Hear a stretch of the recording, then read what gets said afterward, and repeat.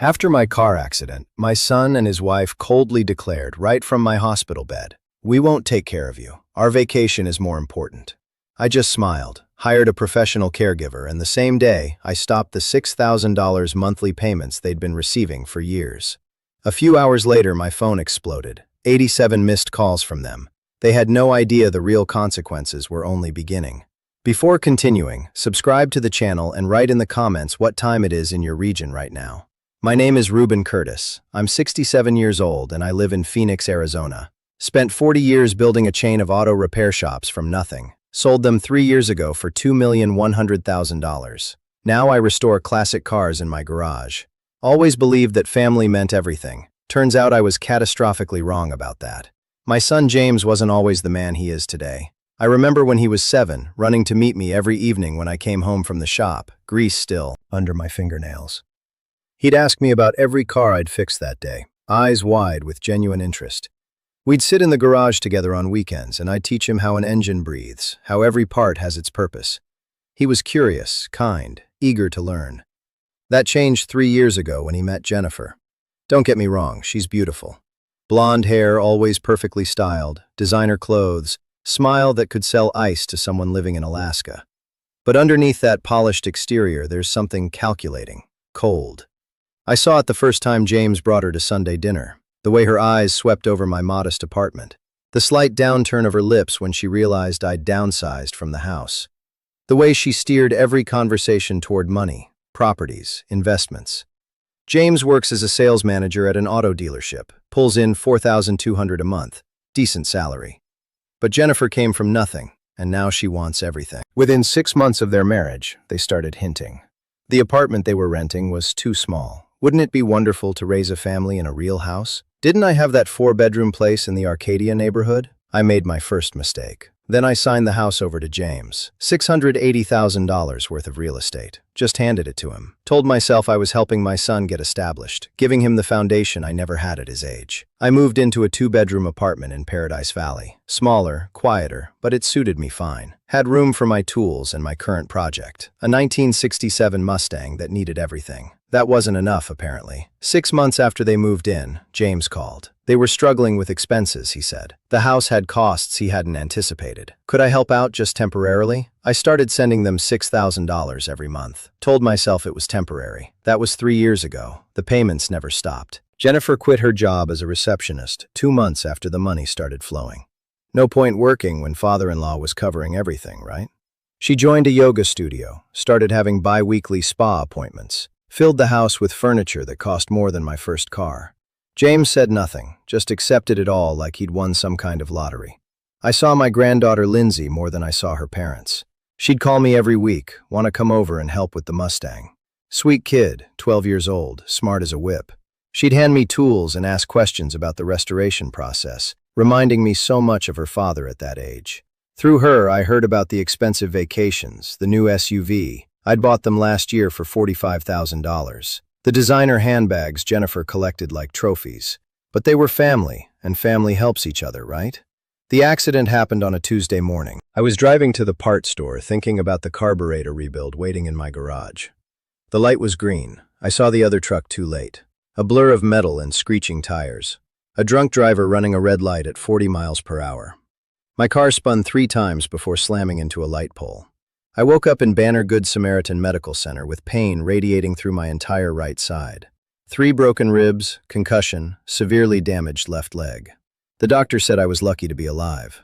Didn't feel particularly lucky lying there. Every breath sending knives through my chest. I called James from the hospital bed, fingers shaking as I dialed. Voice barely above a whisper because talking hurt. Told him what happened, where I was. Asked if he could come. "I'm at the gym, Dad. Can it wait an hour?" 4 hours later, he finally showed up.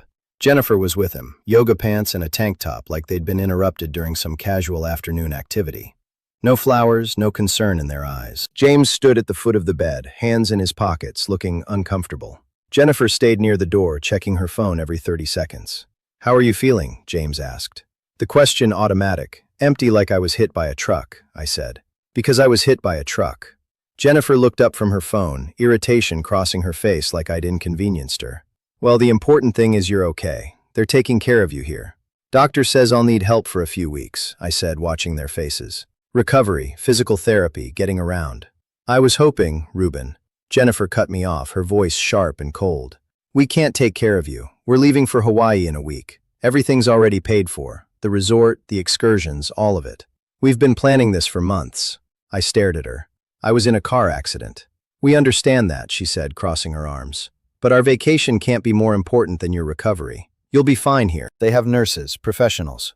That's what they're for. I looked at James, waiting for him to say something. Anything. He'd tell his wife that his father, lying in a hospital bed, took priority over cocktails on a beach. He met my eyes for half a second, then looked away. Jennifer's right, Dad.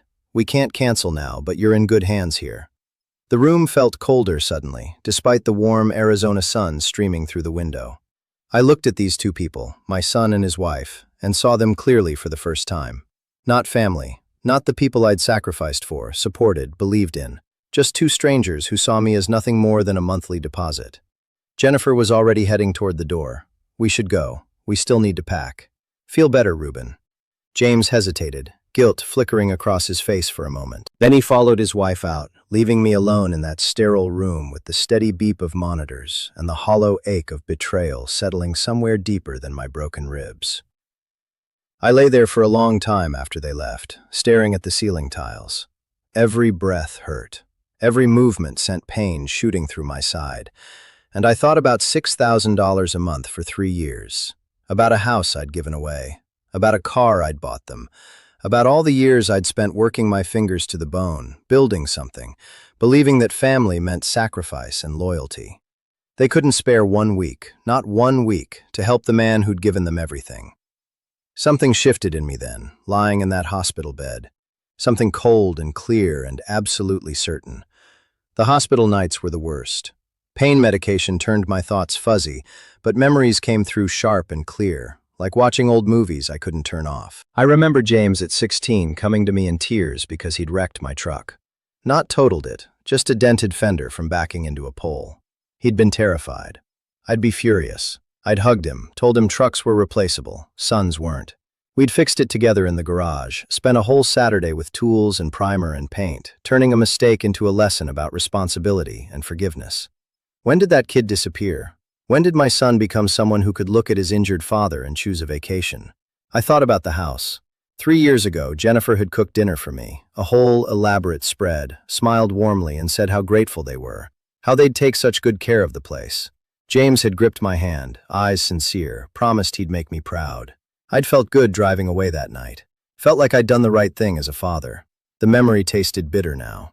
A nurse came in to check my vitals the next morning. Kind woman, probably in her 50s, gentle hands. She saw me staring at my phone, at the screen showing 17 missed calls from James, 12 from Jennifer. Family trouble? She asked softly. I showed her the call log, told her they'd left me here to go to Hawaii, watched her expression shift from sympathy to quiet disgust. You have people who can help you when you get out? That question settled something in me. No, I didn't have people. I had a son who'd chosen pineapple drinks over his father's broken bones. I had a daughter-in-law who saw me as an ATM with a pulse. But I had something else, too. I had money, I had clarity, and I had enough pride left to stop being a victim. I'll figure it out, I told the nurse. That afternoon, I called a home care agency, spoke with a coordinator who explained their services. They could provide a professional caregiver, someone to help with daily tasks, medication management, physical therapy, exercises. The price was $3,800 a month for full-time care. I'll take it, I said. When can someone start? We can have someone there the day you're discharged. Do you need help with the financial arrangements? I almost laughed. Financial arrangements. I'd been sending my son $6,000 a month for 3 years. $216,000 just handed over like it meant nothing. I could afford $3,800 for someone who'd actually take care of me. No, I said, I can handle it. The caregiver's name was Martha Vasquez, 52, worked as a nurse for 20 years before transitioning to private care. Her resume showed experience with post-accident recovery, physical therapy assistance, medication management. She sounded professional on the phone, warm but not overly familiar. Perfect. I'll be there when you need me, Mr. Curtis, she said. The next call was harder. I pulled up my banking app, fingers hovering over the screen. 3 years of automatic transfers, every first of the month. $6,000 moving from my account to James's. The money I'd made from selling my business, the security I'd built through decades of work, just flowing away because I'd been stupid enough to believe that generosity equaled love.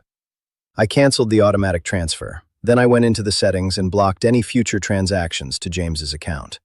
It took less than 3 minutes to undo 3 years of enabling. My phone rang immediately. I declined the call. It rang again. Declined. Text messages started flooding in. Dad, there's a problem with the transfer. The money didn't come through.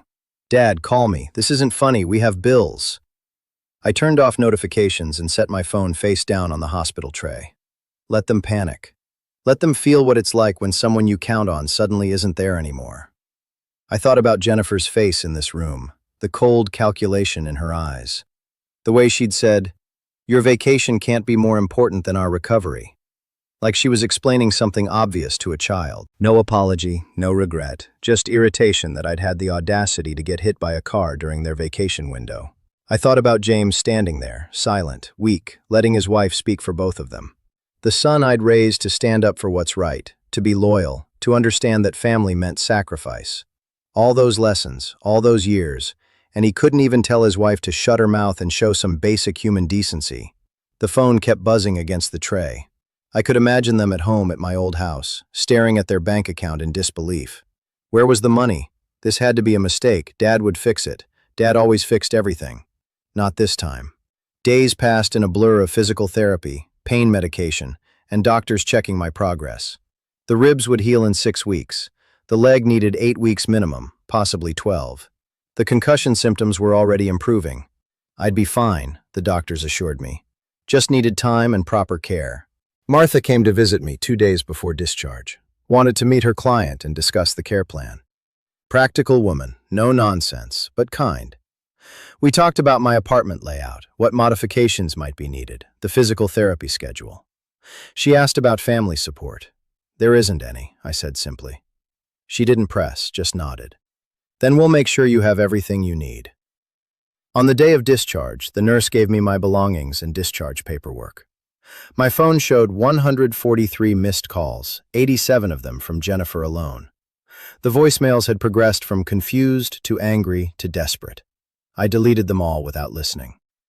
Martha picked me up in her sedan, helped me into the passenger seat with practiced efficiency.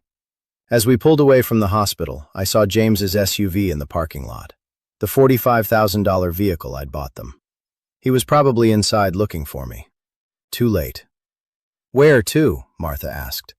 I gave her my apartment address in Paradise Valley. Not the house in Arcadia, not the place I'd given away.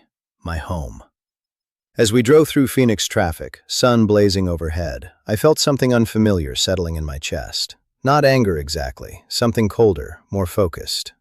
For 3 years, I'd played the role of the generous father, the selfless provider. I'd let them take and take and take because I'd believed that's what family did.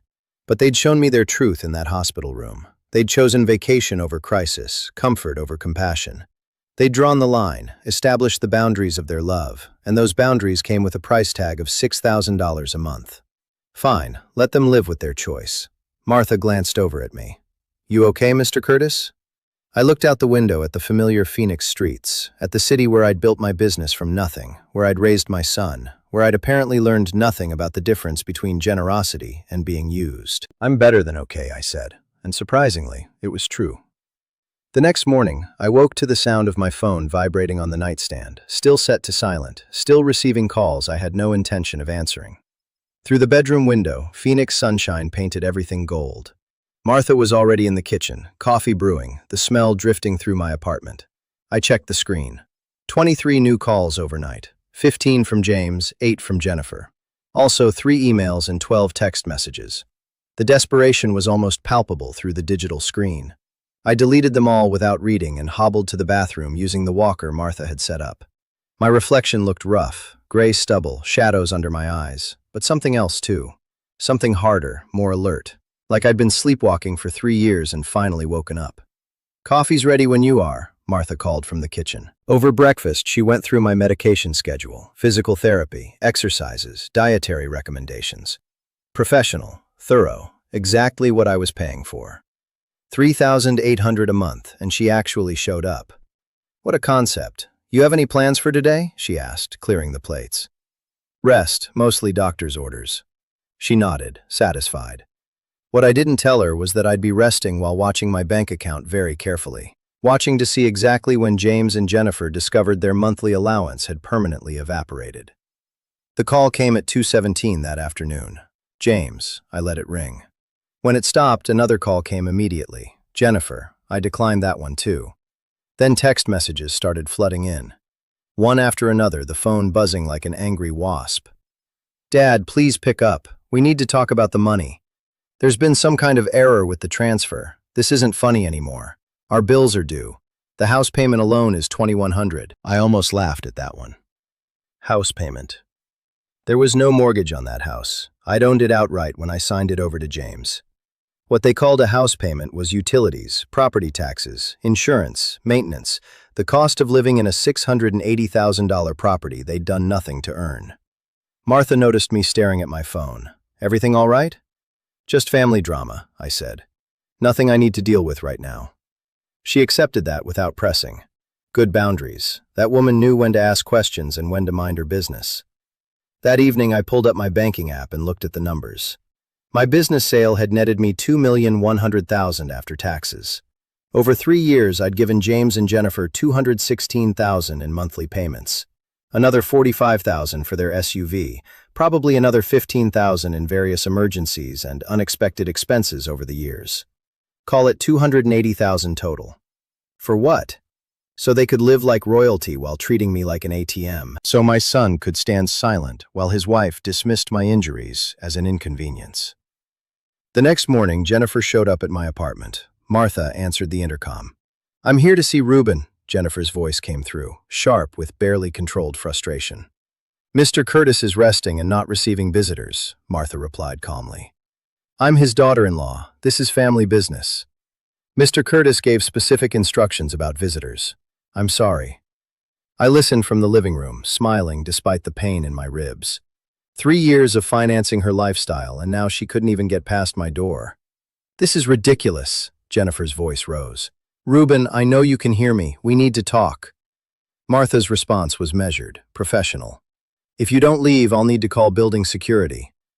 Silence, then footsteps retreating down the hallway. I imagined Jennifer's face, that perfect makeup, cracking with rage. The entitled fury of someone who'd always gotten what she wanted, and suddenly found the well had run dry. Over the next few days, I watched their situation unravel from a comfortable distance. James sent an email, 6 paragraphs of apologies and excuses. Sorry for the Hawaii comment. Sorry they couldn't help with my recovery. Jennifer hadn't meant it the way it sounded. They were under so much stress. Could we please talk about the money situation? They had bills, responsibilities, Lindsay to think about. I read it twice, then deleted it without responding. The next email was from Jennifer, pretending to be concerned about my health. How was I healing? Was I comfortable? Did I need anything? Oh, and by the way, there seemed to be an issue with the monthly transfer. Could I look into that? Delete. Then James tried calling from an unknown number. I answered before realizing heard his voice crack with relief. Dad, thank goodness. I've been trying to reach you for days. I hung up, blocked that number too. It was fascinating, really, watching them scramble. For 3 years, I'd been the reliable source, the endless fountain of financial support. Never questioned, never appreciated, just expected. Now that the fountain had shut off, they were like fish flopping on dry land, completely unprepared for the reality of supporting themselves. A week after I came home, Martha drove me to a follow-up appointment with my doctor. On the way back, we passed a grocery store parking lot. I saw Jennifer's car, the BMW sedan I'd helped them buy 2 years ago. She was loading bags into the trunk, designer sunglasses perched on her head, yoga outfit that probably cost $200. That's her, I said quietly. Martha glanced over. Your daughter-in-law, the one and only.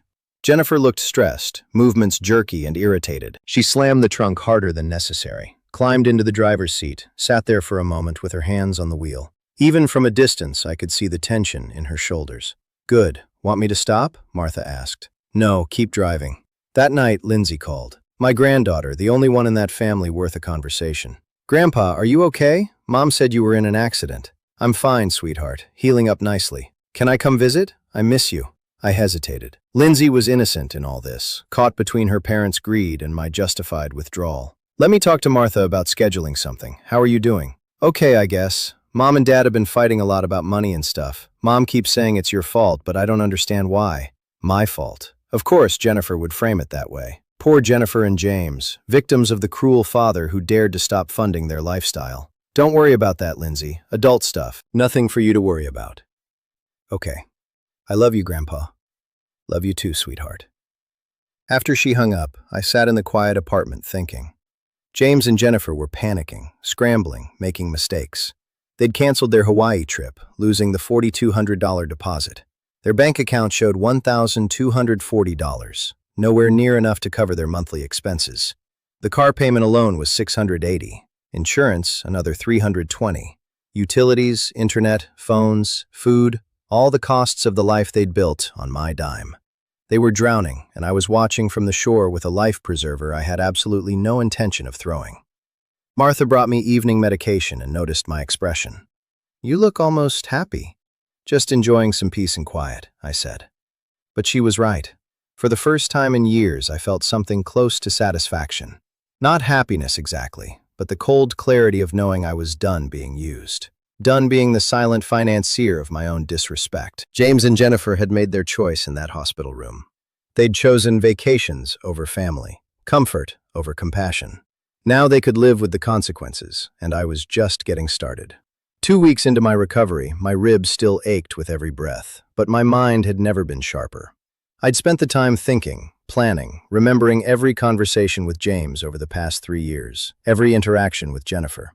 The pattern was clear now, obvious in hindsight. They'd been managing me, manipulating me, keeping the money flowing with just enough contact to maintain the illusion of family. I needed professional help, not a friend, not someone I could guilt or pressure. A real professional who understood the law and had no emotional stake in my family drama. Martha drove me to downtown Phoenix on a Wednesday morning. The building was glass and steel, 12 stories of law offices and financial consultants. The directory in the lobby showed Gerald Porter, attorney at law, on the 12th floor, family law, estate planning, property disputes. I'd found him through an online search, read reviews from clients who praised his thoroughness and discretion. The elevator ride gave me time to organize my thoughts. I wasn't here for revenge, not exactly. I was here to protect myself, to establish boundaries, to make sure that when I did decide what to do with my estate, it would be my choice, not James and Jennifer's assumption. Porter's reception area was tasteful, quiet, leather chairs, expensive art on the walls, a receptionist who smiled professionally and offered coffee. I waited 15 minutes, then a door opened, and a man in his early 60s appeared. Tall, gray hair, suit that probably cost what I used to make in a week. "Mr. Curtis, Gerald Porter, please come in." His office had a view of the Phoenix skyline. He gestured to a chair across from his desk, waited until I was settled before taking his own seat. "Thank you for seeing me," I said. "Of course. Your message mentioned you needed advice regarding family property and estate planning." I told him everything. The house I'd signed over to James 3 years ago. The monthly payments totaling $216,000. The accident, the hospital, the choice they'd made, my decision to stop the money. I laid it out methodically, keeping the motion out of it, just facts and numbers.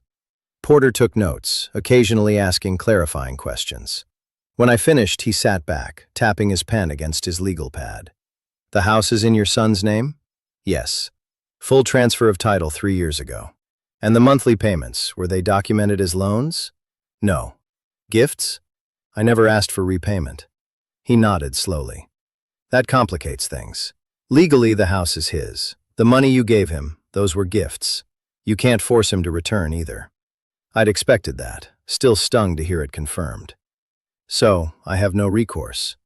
"I didn't say that." Porter leaned forward. "You said you've been paying the property taxes, utilities, maintenance on the house. Every year, $6,800 in property taxes alone. Probably another $3,000 annually in various repairs and expenses they couldn't or wouldn't cover. Do you have documentation, bank statements, receipts, everything?" Porter's expression shifted, became more interested. "That's different. You might have grounds for a constructive trust argument, or at minimum, compensation for expenses paid on property you don't own. But honestly, Mr. Curtis, that route is expensive, time-consuming, and not guaranteed. Courts don't like to overturn legitimate property transfers, even when the circumstances are morally questionable. So what do you recommend?" He set down his pen. You've already done the most important thing, stopping the financial flow. Now, you need to protect your remaining assets. You said you sold your business for $2,100,000. Yes, after giving your son approximately $280,000 in various forms, you have roughly $1,820,000 left. Close enough. Porter pulled out a fresh legal pad. Here's what I suggest. First, we establish a living trust. This protects your assets from probate, gives you complete control over distribution, and most importantly, it's revocable. You can change it any time. Why would I need to change it? Because situations evolve, Mr. Curtis. Maybe your son comes to his senses. Maybe you decide to forgive him. Maybe you want to provide for your granddaughter without her parents getting access. A trust gives you flexibility. I thought about Lindsay, 12 years old, innocent, caught in her parents' financial collapse. She deserves something, just not them. What about my son? Porter met my eyes. What about him? It's your money, your assets, your decision. You can leave him everything, nothing, or anything in between. The trust makes your wishes legally binding. Nothing, I said. I want to leave him nothing. A slight pause. Are you certain in your current emotional state? I'm certain. My voice came out harder than intended. He made his choice. He chose a vacation over helping his injured father. His wife chose cocktails over compassion. They've received $280,000 from me in 3 years and couldn't spare 1 week when I needed them. I'm done. Porter nodded, professional mask back in place. Then we'll structure the trust accordingly. I'd recommend leaving the bulk to charity with a provision for your granddaughter in a restricted trust she can access at, say, 25. That way, even if her parents try to influence her, they can't touch the money. Perfect. We spent the next hour going through details. The charity I wanted to support, a foundation for accident victims.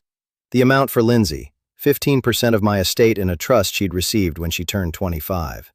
The rest, 85% to the charity.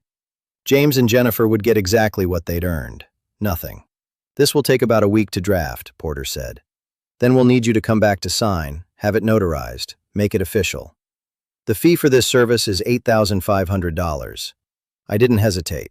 That's fine. He walked me to the door, shook my hand.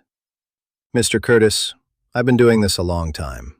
I've seen families torn apart over money, over property, over inheritance. What you're doing is protecting yourself. That's not cruel, that's smart. Martha was waiting in the lobby. She helped me to the car, didn't ask questions. On the drive back to my apartment, I watched Phoenix scroll past the window.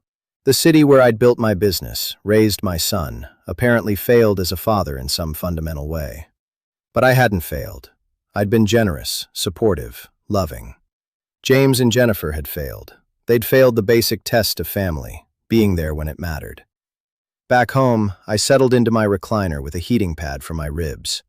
My phone showed 6 new messages from James. I deleted them without reading.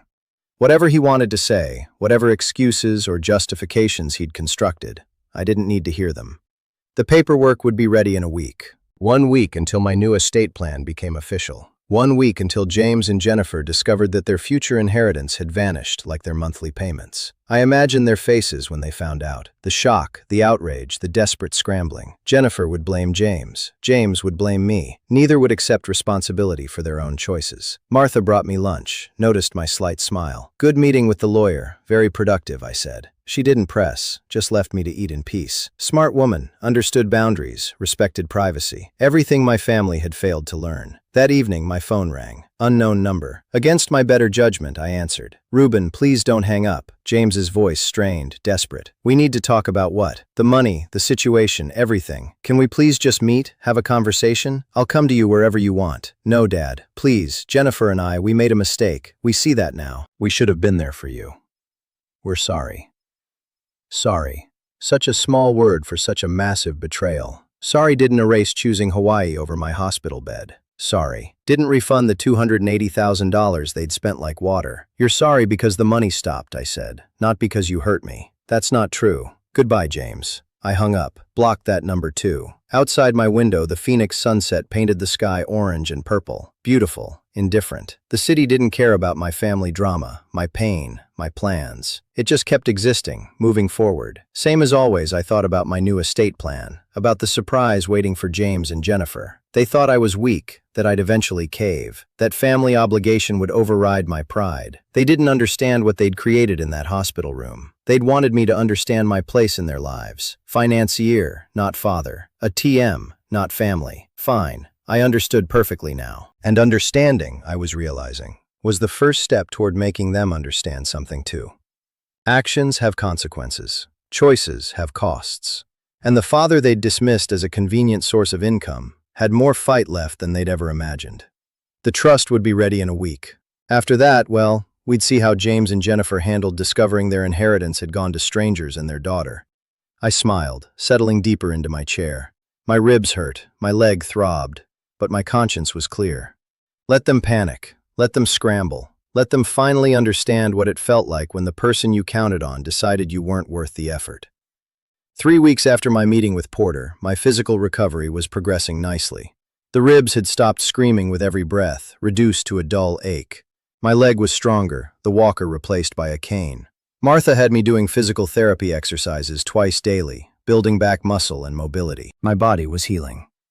James and Jennifer's situation, on the other hand, was deteriorating spectacularly. I knew this because Lindsay called me one afternoon, voice small and worried. "Grandpa, can we talk?" "Of course, sweetheart. What's going on?" "Mom and Dad are fighting again about money. Mom's really angry. She got a job and she hates it." I kept my voice neutral. "A job? That's good, isn't it?" "I guess. She works at some boutique in Scottsdale. She comes home every night and complains about the customers, about having to stand all day, about how the other girls there are stupid. Then she and Dad fight about bills." I could picture it perfectly. Jennifer, who'd spent 3 years doing yoga and getting spa treatments on my dime, now forced to work retail, standing behind a counter, smiling at customers, dealing with returns and complaints. The indignity of it must be eating her alive. "What does your dad say?" "Not much. He just looks tired all the time. They keep saying it's your fault that you abandoned us. But Grandpa, you were hurt. You needed help and they went on vacation. That's not right, is it? Smart kid. Too smart for her own good sometimes. Lindsay, this is between me and your parents. You don't need to worry about it. Can I come visit you? I miss working on the Mustang. Let me arrange something with Martha. We'll make it happen." Okay. After we hung up, I sat with that information. Jennifer working retail for what? $2,600 a month. James's salary was $4,200. Together, maybe $6,800 before taxes. Call it $5,500 after their monthly expenses based on the lifestyle I'd been funding. $21,100 for utilities and property taxes on the house. $680 for the SUV payment. $320 for insurance. $450 for groceries if they were being careful. $280 for phones and internet. That was about $3,800, leaving them maybe $1,700 for everything else. Gas, clothes, entertainment, emergencies, all the little things that add up. They were drowning, slowly, painfully, publicly drowning, and I was watching from shore, sipping coffee. The following weekend, Martha drove me to Encanto Park. Lindsay was waiting with James, who looked like he'd aged 5 years in 2 months. His suit was wrinkled, face drawn, dark circles under his eyes. He tried to smile when he saw me. "Dad, thanks for meeting us." I nodded, let Martha help me to a bench near the playground. Lindsay ran over, hugged me carefully, mindful of my still healing ribs. James stood awkwardly nearby, hands in pockets. "I'll give you two some time," James said, retreating toward the parking lot. Lindsay and I talked about school, about her friends, about everything except the elephant sitting on our bench. After 30 minutes, she ran off to play on the swings and James reappeared. "Can we talk?" he asked. "We're talking now." He sat down, keeping distance between us. "I know you're angry. You have every right to be. What we did at the hospital, what Jennifer said, it was wrong. I should have stood up for you." "Yes, I said you should have. I'm asking you to consider. Just consider. Maybe we could work something out. Not the full amount. I know that's probably not realistic anymore, but maybe." "No.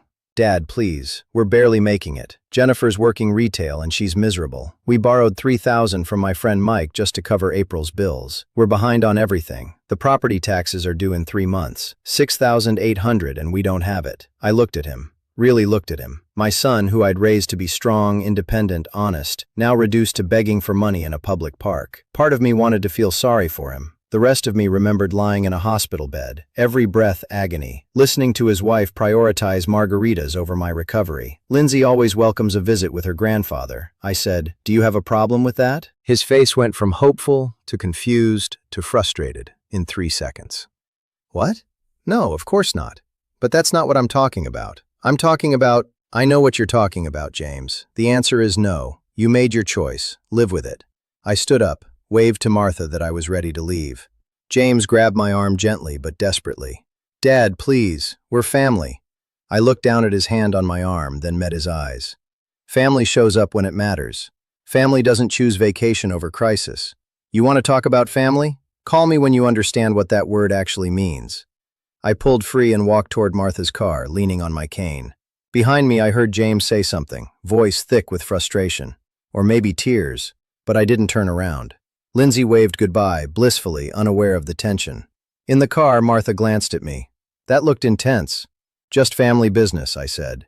She didn't press. We drove back to my apartment in comfortable silence. When we got there, a package was waiting outside my door from Porter's office. I knew what it was before I opened it. The living trust documents, final version, ready for signing and notarization. I read through them carefully that evening. Everything was exactly as I'd specified. 85% of my estate to the Arizona Traffic Victims Foundation. 15% to Lindsay Marie Curtis, held in trust until her 25th birthday. James Matthew Curtis. Nothing. The next morning, Porter's assistant came to my apartment with a mobile notary. We signed everything, got it witnessed and notarized, made it official. The assistant took copies for filing and registration. "Mr. Porter wanted me to tell you that once this is registered, he can send copies to any parties you specify," she said. "Send a copy to my son," I said, giving her James's address. "Certified mail, signature required," she made a note. "He'll receive it within 5 business days." After they left, I sat in my living room holding my copy of the trust documents. Nearly $2 million in assets, carefully allocated to people and organizations that deserve them. A foundation helping accident victims. A granddaughter who'd inherit enough to start her adult life with security and opportunity. And James got nothing. Not because I was cruel, but because he'd earned nothing. 3 years of handouts, $280,000 in support, and when I'd needed him for 1 week, he'd chosen umbrella drinks. Actions have consequences. He was about to learn that lesson the hard way. The call came 11 days later, mid-morning. I was in my garage workspace, tinkering with the Mustang's carburetor. My phone rang. Jennifer's number. I let it go to voicemail. She called again immediately. Again, voicemail. Third call, I answered. "What?" "We need to meet." Her voice was tight, controlled, but I could hear the panic underneath. "Family dinner. You, James, Lindsay, me, please." "Why?" "Because we need to talk like adults. Like family. There's been a misunderstanding, and we need to clear the air." Misunderstanding. They'd received the trust documents. I'd been waiting for this. Where and when? Durant, tomorrow night, 7 o'clock. "Please, Ruben, for Lindsay's sake." Durant was an upscale steakhouse in downtown Phoenix. Expensive, the kind of place Jennifer loved and could no longer afford on her boutique salary. Interesting choice. She was going for neutral territory, somewhere public where I couldn't make a scene. "Fine, I'll be there." I hung up before she could say anything else, smiled to myself. They thought they could manipulate me over dinner, maybe appeal to my emotions, guilt me back into funding their lifestyle. They had no idea what was coming. The next evening, Martha drove me to the restaurant. I dressed carefully. Nice slacks, button-down shirt, sports jacket. Looked respectable, dignified. Everything a successful retired businessman should be. They were already seated when I arrived. James in a suit that needed pressing, Jennifer in a dress that was probably new but looked cheap in this lighting. Lindsay was there too, coloring on a kid's menu, oblivious to the tension radiating from her parents. "Grandpa." She hopped up, hugged me.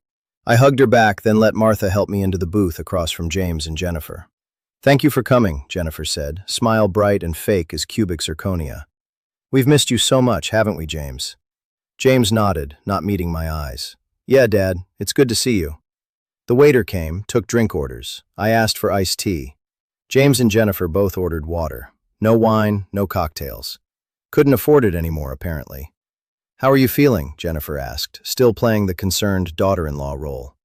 Your injuries, are they healing well? Fine.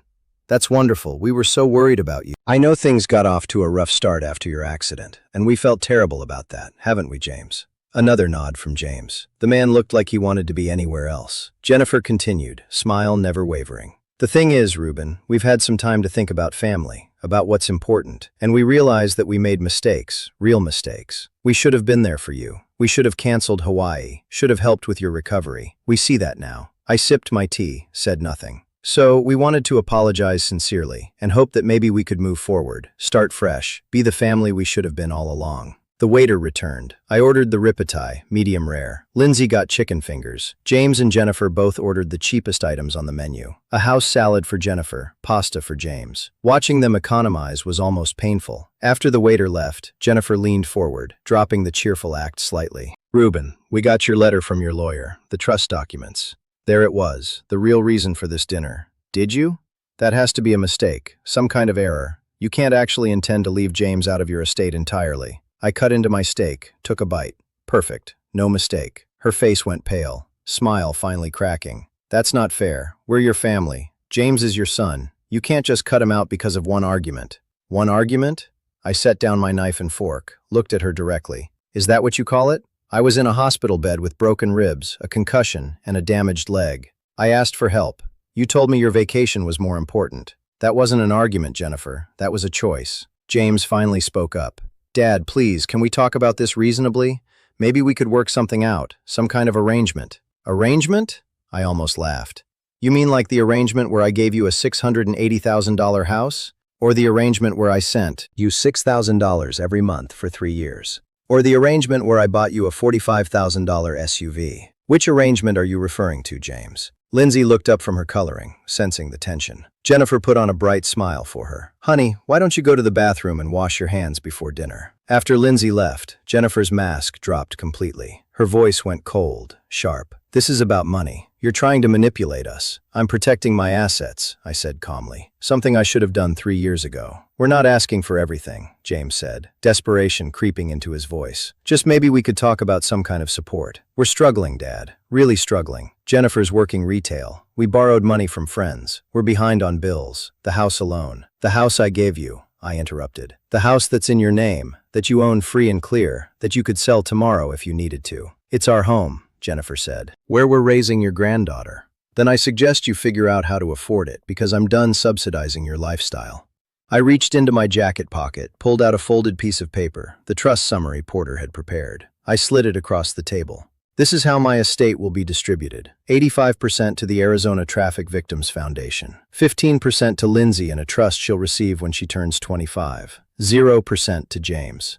James picked up the paper with shaking hands, read it, went even paler than Jennifer. Dad, this can't be. $216,000, I said quietly. That's how much I gave you in monthly payments over 3 years, plus the house, plus the car, plus various emergencies and expenses. Call it $950,000 total. And when I needed you for 1 week, you chose cocktails.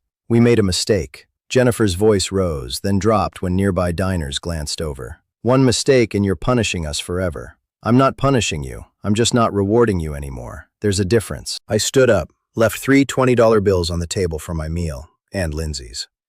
When Lindsay comes back, tell her Grandpa had to leave, but I'll call her soon. Enjoy your dinner. Martha was waiting outside.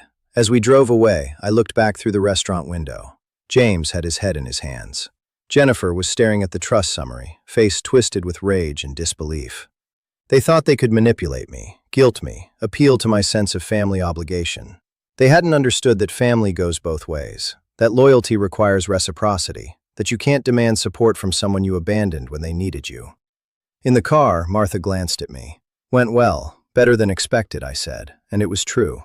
Watching Jennifer's perfect facade crack, seeing James's hands shake as he read that document, knowing they finally understood that their gravy train had permanently derailed. It was better than any medication for my healing ribs. They'd made their choice in that hospital room. Now they were living with the consequences. And I was just getting started. 2 weeks passed in relative peace. My physical therapy was going well, the cane now more precautionary than necessary. Martha had reduced her hours to part-time, coming 3 days a week instead of daily. I was regaining independence, rebuilding strength, and thoroughly enjoying the silence from James and Jennifer until the certified letter arrived. It came from a law firm I didn't recognize, Feldman and Associates. I opened it at my kitchen table, Martha making lunch nearby. The letter was formal, cold, legal language that took me a moment to parse. Then I understood. James was petitioning the court to declare me mentally incompetent. I read it again, slower. They were claiming I'd suffered cognitive impairment from my concussion, that my decision to alter my estate plan was evidence of diminished capacity, that I required a guardian to manage my affairs. They'd attached a psychological evaluation from someone named Dr. Patricia Lansing, claiming I showed signs of confusion, memory loss, and poor judgment. I'd never met Dr. Patricia Lansing in my life. "Everything okay?" Martha asked, setting a sandwich in front of me. I showed her the letter. She read it, eyebrows rising. "Can they do this?" "Apparently they're trying." I called Porter immediately. He answered on the second ring. "Ruben, what can I do for you?" "I just received a petition claiming I'm mentally incompetent from my son." A pause. "Forward it to me now." I scanned and emailed it while still on the phone. Heard Porter's keyboard clicking as he opened the attachment. "This is garbage," he said flatly. "Have you ever met this doctor? Lansing?" "Never." "Then this evaluation is worthless. They're desperate, throwing anything at the wall to see what sticks. We'll need to respond formally, and we'll need our own medical evaluations. Real ones. Can you be available for appointments this week?" "Whatever it takes." "Good. I'll set up appointments with a neurologist, psychiatrist, and your primary care physician. We'll document your cognitive function thoroughly. In the meantime, don't engage with James or Jennifer at all. No calls, no meetings, nothing. Understood. Understood. After I hung up, I sat with the letter, reading it again. The audacity was almost impressive. They'd gone from begging for money to trying to have me declared incompetent. Jennifer's work, no question. This had her fingerprints all over it. The medical evaluations happened quickly. Porter had connections, got me appointments within 3 days. A neurologist put me through cognitive tests, memory assessments, problem-solving exercises. A psychiatrist did the same, plus emotional wellness screening. My primary care doctor reviewed my recovery, confirmed my concussion had healed completely. Every test came back the same. Perfectly normal cognitive function for a 67-year-old man. No signs of impairment, confusion, or diminished capacity. Porter filed our response with the court, along with all 3 medical evaluations. He also filed a counterpetition for malicious prosecution and requested they reimburse my legal costs, which were adding up fast, $12,000 so far. The court date was set for mid-July. Until then, all I could do was wait and watch James and Jennifer dig themselves deeper.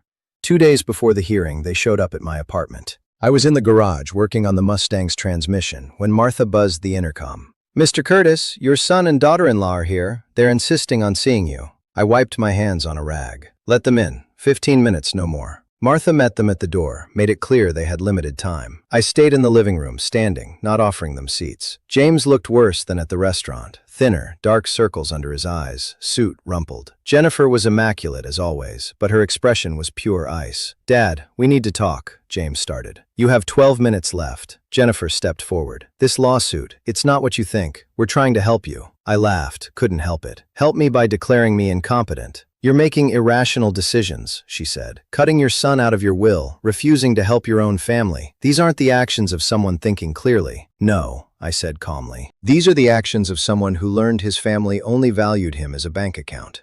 Who learned that when he was hurt and needed help, that family chose vacation over compassion." James flinched. Jennifer kept going, voice rising slightly. "We made a mistake. We admitted that. But what you're doing is cruel. Vindictive. You're destroying your relationship with your son, with your granddaughter." "Don't," I said, voice dropping to something colder. "Don't you dare bring Lindsay into this. She's innocent. She calls me, wants to visit, actually cares. You two? You're here because you want money. That's all you've ever wanted." "That's not fair." James tried. "Fair." I pulled out my phone, opened my banking app, showed them the screen. "Here's fair. $216,000 in monthly payments over 3 years. Here's fair. $680,000 house I signed over to you. Here's fair. $45,000 for a car. Here's fair. Me lying in a hospital bed with broken ribs and you choosing Hawaiian cocktails. The silence was sharp enough to cut. When you needed help getting established, I gave you everything, I continued. When I needed help recovering from an accident, you gave me nothing. So yes, I changed my will. Yes, I stopped the payments.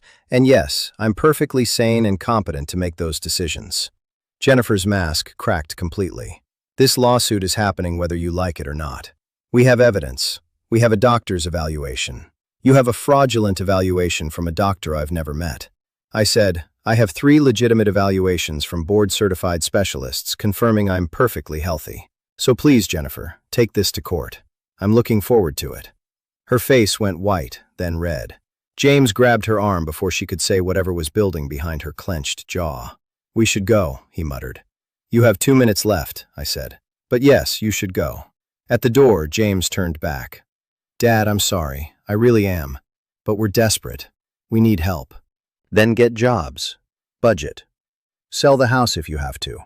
Figure it out like everyone else does. Because I'm done being your solution to problems you created. They left. I watched from the window as they got into their SUV. No, wait, a different car, older sedan. They'd sold the SUV. Good. Reality was setting in. Martha appeared beside me. You okay? Never better, I said, and I meant it. Because in 3 days we'd be in court, and I'd get to watch James and Jennifer explain to a judge why they thought their perfectly healthy father was incompetent to manage his own affairs. The irony was delicious. They'd spent 3 years treating me like a mindless ATM. Now they were about to discover I'd never been sharper. The courtroom was smaller than I'd expected. Wood paneling, fluorescent lights, a judge's bench that looked like it had seen better days. Porter sat beside me at one table reviewing notes. Across the aisle, James and Jennifer sat with their lawyer, a younger man who looked uncomfortable with the whole situation. The judge entered. Everyone stood. Judge Patricia Morrison, mid-50s, no-nonsense expression. She sat, gestured for everyone else to sit, opened the file in front of her. This is a petition for guardianship based on alleged mental incapacity, she said, looking at James's lawyer. Counselor, present your case. The lawyer stood, cleared his throat. Your Honor, we're seeking to establish guardianship for Mr. Reuben Curtis on the grounds that he's suffering cognitive impairment following a serious car accident. We have documentation from Dr. Patricia Lansing indicating, Your Honor. Porter interrupted, standing. Before we proceed, I need to establish something. Mr. Curtis, have you ever met Dr. Patricia Lansing? No. Have you ever been contacted by Dr. Lansing for evaluation? No. Porter turned to the judge. Your Honor, the petitioners have submitted a psychological evaluation of a man the psychologist has never met. This is not only medically fraudulent, it's potentially criminal. The judge's expression shifted. She looked at James's lawyer. Is this accurate? The lawyer's face went pale. He leaned over, whispered urgently with Jennifer. She whispered back, face tight. He straightened. Your Honor, we were provided this evaluation by Dr. Lansing, who is a friend of Mrs. Curtis. She was operating on information provided by the family, so she evaluated him based on hearsay. The judge's voice went sharp without ever examining the patient. She was trying to help. That's not how medical evaluations work, counselor. Do you have any legitimate evidence of cognitive impairment? Silence. James stared at the table. Jennifer's jaw was clenched so tight I thought her teeth might crack. Porter stood again. Your Honor, we have 3 independent medical evaluations, all conducted within the past 2 weeks. Neurology, psychiatry, and primary care. All conclude that Mr. Curtis has no cognitive impairment whatsoever. He's fully competent to manage his own affairs. He submitted the documents. The judge read them, taking her time. When she looked up, her expression was decidedly unfavorable toward James's table. Mr. Curtis, she said, looking at me, can you tell me why your son believes you're incompetent? I stood. Your Honor, I recently changed my estate plan. Previously, my son was the primary beneficiary. I altered it to leave most of my estate to charity with a trust for my granddaughter. My son is unhappy with this decision. And why did you make this change? Because when I was hospitalized after the accident, my son and his wife refused to help with my recovery. They chose to go on vacation instead. I decided then that I wanted my assets to go to people and organizations that actually valued me. The judge looked at James and Jennifer. Is this accurate? James's lawyer started to stand, but the judge waved him down. I'm asking your clients directly. Mr. Curtis, did you refuse to help your father after his accident? James stood slowly. We had a vacation planned, Your Honor. We couldn't cancel. You couldn't cancel a vacation to help your injured father. It was already paid for. So, you chose money over your father's well-being. The judge's voice could have frozen water. And now you're here claiming he's incompetent because he chose to stop giving you money. Jennifer stood up, ignoring her lawyer's restraining hand. Your Honor, this isn't about money. It's about my father-in-law making decisions that aren't in his best interest. Not in his best interest. I couldn't help it. The words came out before I could stop them. Your Honor, over 3 years I gave them $216,000 in monthly payments, a $680,000 house, and a $45,000 vehicle. When I needed help recovering from broken ribs, a concussion, and a damaged leg, they told me their vacation was more important. How is protecting myself from that not in my best interest? The judge held up her hand. Everyone, sit down. We sat. She reviewed the documents again, then looked at James's lawyer.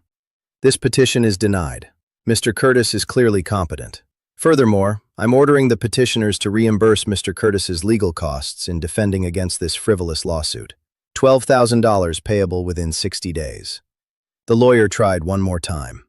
Your Honor, if we could just— We're done, Counselor. This was a waste of the court's time and a transparent attempt to manipulate an estate plan through legal coercion. Your clients are lucky I'm not referring this to the state bar for filing a fraudulent medical document. The gavel came down. Case dismissed. Porter shook my hand. Well done. Across the aisle, Jennifer was on her feet, face contorted with rage. She grabbed James's arm, said something I couldn't hear but could, definitely read on her lips. They stormed out, their lawyer trailing behind, looking relieved to be done with them. In the parking lot, Porter walked me to Martha's car. They'll have to pay the $12,000 within 60 days. If they don't, we can pursue collection, which means liens, garnishment, all the legal tools available. They don't have $12,000, I said.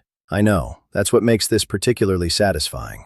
I got in the car. Martha started the engine. My phone began buzzing before we'd even left the parking lot. Jennifer, I declined the call. It rang again immediately. Declined again. Declined. By the time we got back to my apartment, I had 87 missed calls, all from Jennifer.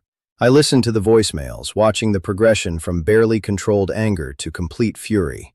We need to talk about this. Call me. This isn't over, Ruben. We're not done. You think you've won? You think you can just destroy your family and walk away? You're going to regret this. You're going to regret all of this. You vindictive old. I deleted them all and saved copies to a secure folder, documentation. You never knew when you might need it. That evening, sitting in my living room with a heating pad on my still occasionally aching ribs, I reflected on the day. James and Jennifer had tried to have me declared incompetent, had submitted fraudulent medical evidence, had made fools of themselves in court, and now they owed me $12,000 they didn't have. The house of cards they'd built on my money was collapsing, and I was watching every moment of it with the satisfaction of a man who'd finally stopped being a doormat. My phone buzzed. Lindsay, Grandpa, Mom and Dad are fighting again. Really bad this time. Are you safe, sweetheart? Yeah, I'm in my room. But Grandpa, Mom is saying really mean things about you. That's between your mom and me. Don't worry about it. She said you're going to be sorry.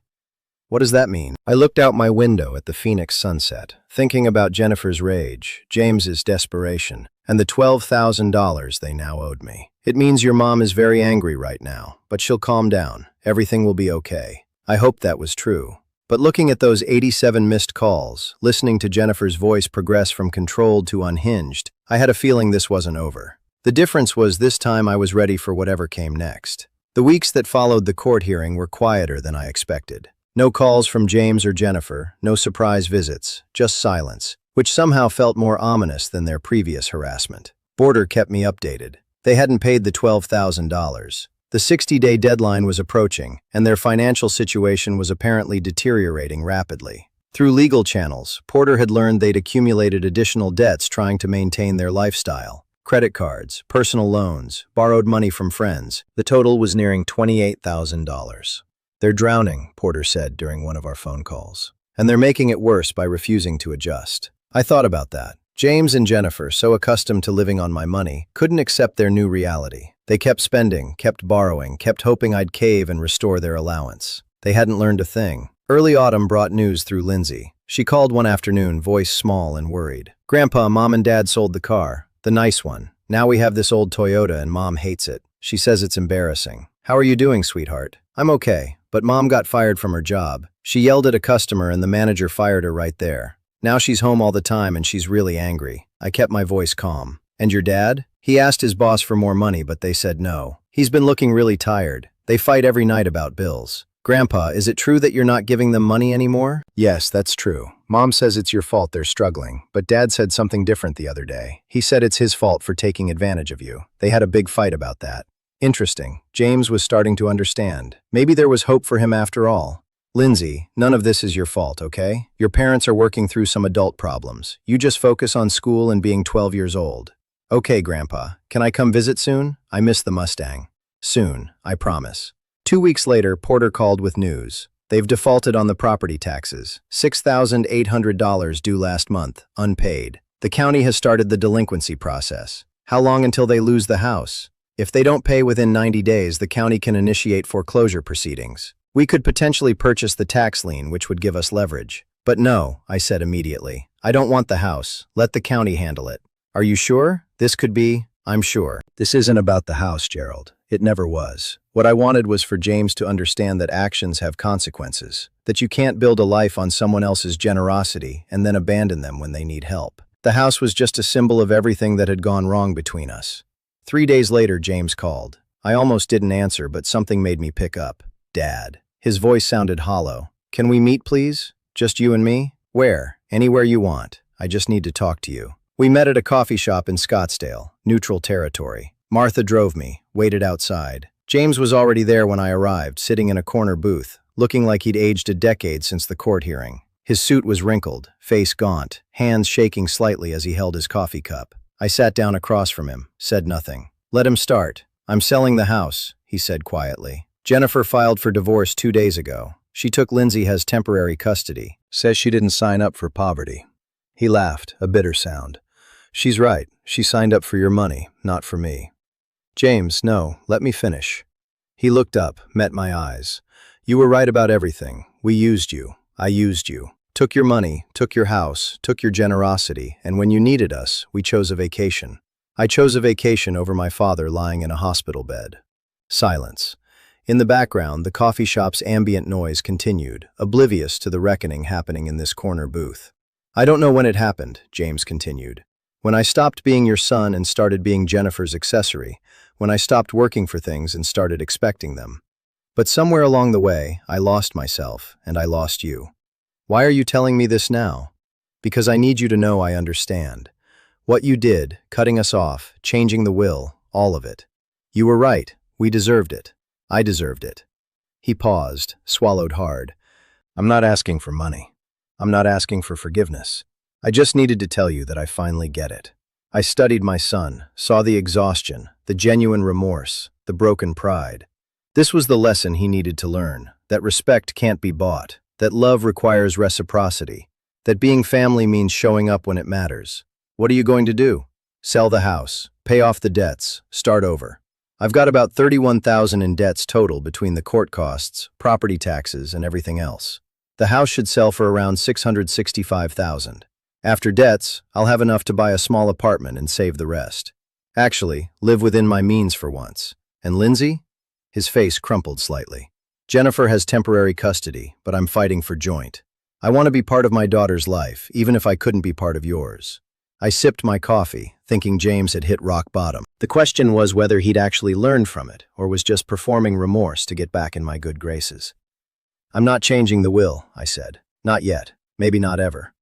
You need to prove that this change is real, not just temporary. I understand, but Lindsay shouldn't suffer for her parents' mistakes. I'll make arrangements with my lawyer to help with her expenses, education fund, things like that. Not through you or Jennifer, directly to her benefit. James nodded, tears in his eyes. Thank you. Don't thank me. Just be a better father to her than you were a son to me. That's all I want. I stood up to leave. James stood too, extended his hand. I looked at it for a moment, then shook it. Not forgiveness, not yet, but acknowledgement, a first step. As Martha drove me home, I thought about Jennifer. She'd left James, taken Lindsay, run from the consequences of her own choices. She'd never learn. But James, maybe, just maybe, he was finally growing up. The house sold 3 weeks later for $665,000. James paid his debts, bought a modest two-bedroom apartment for $180,000, and put the rest in savings. $453,800, money he actually owned, earned through the sale of property I'd given him, now his responsibility to manage. I heard through Lindsay that Jennifer was living with her mother, working part-time at a nail salon, bitter about how her life had turned out. She'd married James for the lifestyle I provided, and when that disappeared, so did she. Predictable. James, surprisingly, was doing better. He'd thrown himself into work, finally showing the kind of initiative he should have demonstrated years ago. His boss noticed, gave him a raise, $5,100 a month now, not extravagant, but enough to support himself and share custody of Lindsay. On a cool October afternoon, my doorbell rang.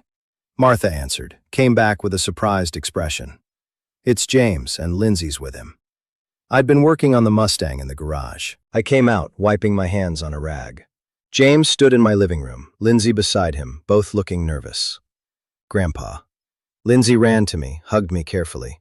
I missed you so much. Missed you too, sweetheart. I looked at James over her head. This is unexpected. James cleared his throat. I wanted to bring Lindsay by, and I wanted to say something. He paused, gathering courage. Dad, I'm not asking for money. I'm not asking you to change the will. I don't deserve any of that. I just want to say that you were right about everything. I was a greedy fool who valued comfort over character, who took advantage of your generosity and threw it back in your face when you needed me most. Lindsay looked between us, understanding more than a 12-year-old probably should.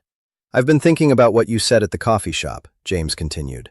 About being a better father to Lindsay than I was a son to you. That's what I'm trying to do now. Work hard, live within my means, be present for my daughter. Not because I'm hoping you'll reward me, but because it's who I should have been all along. I studied him. He'd lost weight, gained some dignity. The expensive clothes were gone, replaced by something simpler, more honest. He looked tired but determined, like a man who'd finally stopped running from responsibility. Lindsay, I said, why don't you go to the garage? The Mustang's out there, and there's a new wrench set you can look at. She lit up, ran off. Once she was gone, I turned back to James. You hurt me, I said quietly. Not just by choosing vacation over helping me, but by treating me like a resource instead of a father. By letting Jennifer dictate our relationship, by being too weak to stand up for what was right. I know, but you're here now. You're trying. That counts for something. James's eyes welled up. I don't expect you to forgive me. Good, because I haven't. Not yet. Maybe not ever. I paused. But I'm willing to see if you've actually changed. We can start with weekly dinners. You, me, and Lindsay. No money talk, no favors asked. Just family time. Can you handle that? Yes. Yes, I can. And James, if you ever make Lindsay feel like she's less important than money or status or anything else, you'll answer to me. Understood. Understood. We stood there, father and son, with years of damage between us, and maybe, just maybe, a thin thread of possibility connecting us again. Now go get Lindsay, I said. Show me you remember how to change spark plugs. I know I taught you once. The afternoon passed, working on the Mustang together. James's hands remembering skills he'd learned decades ago. Lindsay asking questions and handing us tools. It wasn't forgiveness, it wasn't resolution, but it was a start. After they left, Martha found me in the garage, still tinkering with the engine. She brought coffee, leaned against the workbench. That was nice, she said. Them visiting it was. You think he's really changed? I don't know. Time will tell. I took a sip of coffee. But he's trying. That's more than I expected 6 months ago. Martha smiled. You're a good man, Reuben Curtis. I'm a man who stopped letting people walk all over him. There's a difference. I turned back to the Mustang, this 1967 beauty I'd been restoring for 3 years.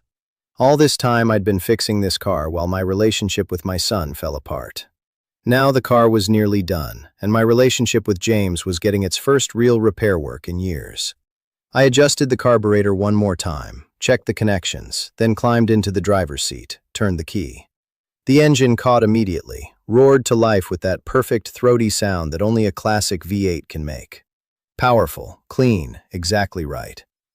Martha laughed from the doorway. You finally got it running. I finally got a lot of things running, I said, climbing out, unable to keep the smile off my face. I stood there in my garage listening to that perfect engine and thought about the past months. The accident, the betrayal, The decision to stop being a victim, the legal battles, the financial pressure, watching James and Jennifer's carefully constructed life collapse under the weight of their own choices. Jennifer was gone, bitter and unchanged. James was broke, but maybe finally becoming a man. And I was here, healthy, independent, with my self-respect intact and a classic Mustang that ran like a dream.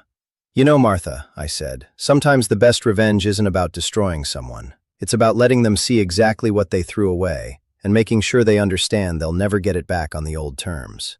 She raised her coffee mug in salute. "To justice, then." "To justice," I agreed. The Mustang idled perfectly, that beautiful rumble filling the garage. I'd rebuilt this engine from nothing, piece by piece, with patience and skill. Maybe I could rebuild my relationship with James the same way, different than before. Better boundaries, clearer expectations, earned rather than given. Or maybe not. Maybe James would slip back into old habits, and I'd have to walk away permanently. But at least now I'd know I gave him a real chance to prove he'd changed. Either way, I was done being taken advantage of. Done letting people treat me like an ATM with a pulse. Done sacrificing my dignity for people who didn't value it. I'd learned my lesson. The question was whether James had learned his. Time, as always, would tell. If you like this story, please like this video, subscribe to the channel, and share your impressions of this story in the comments. To listen to the next story, click on the box on the left. Thank you for watching.